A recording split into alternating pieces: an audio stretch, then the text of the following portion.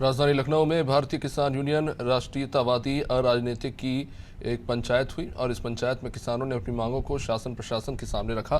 साथ ही लखनऊ विकास प्राधिकरण पर वादा खिलाफी का आरोप लगाया।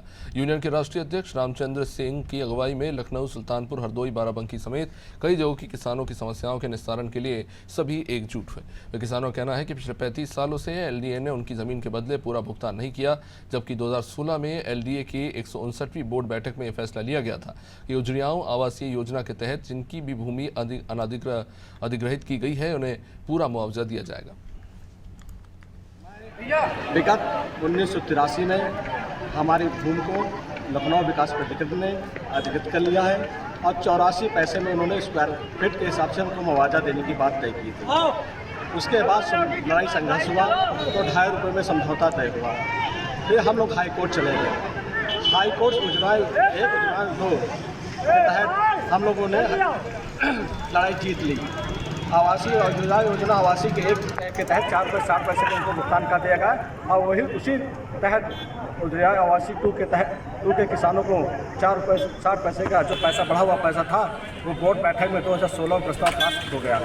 लेकिन ये जो बैठे हुए हैं एलडीए के अधिकारी, भ्रष्ट अधिकारी, ये कहते हैं कि मेरे पास पर्याप्त धनराशि न होने के कारण मैं इन गरीब किसानों को भुगतान करने में असमर्थ हूँ।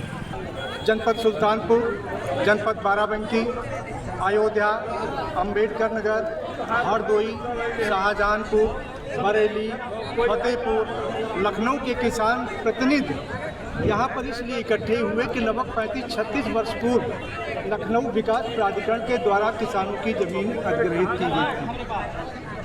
जमीन अधिग्रहित करने के बाद आश्वासन दिया गया था कि 4 रुपये 60 पैसे के हिसाब से कोर्ट के आदेश के अनुसार किसानों की भूमि का मुआवजा दे दिया जाएगा।